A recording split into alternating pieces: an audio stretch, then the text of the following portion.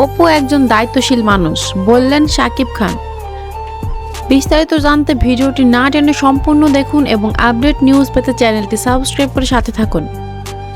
বন্ধুরা, আমরা সকলেই শুনেছি সাকিবের বাড়ি জান্নাতে ডাকাতরা হামলা করেছে এবং এই খবর শুনে অপু শুটিংয়ের কাজ ফেলে রেখেই ছুটে যান। বুবলি কিন্তু দেখতেও যাননি। এমনকি সাকিবের মা অসুস্থ, তাই অপু বিশ্বাস নিজেই তার দেখাশোনা করেন এবং সাকিবের আত্মীয়স্বজনদের কাছ থেকে জানা গেছে অপু বিশ্বাস নাকি তার মাকে ডাক্তারের কাছেও নিয়ে যান মাঝে মাঝে।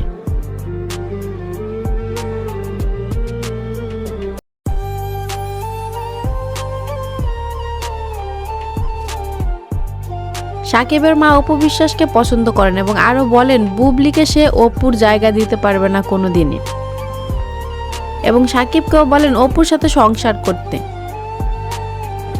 সাকিবকে কখনোই বুবলিকে তাদের বাড়িতেও তুলতে দেননি এখনো পর্যন্ত।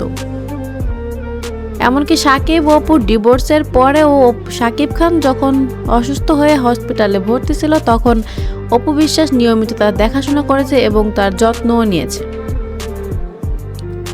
এখন বন্ধুরা, আপনারা কি চান? সাকিব অপুর সাথে সংসার করবে নাকি বুবলির সাথে সংসার করবে? তা কমেন্টের মাধ্যমে জানান।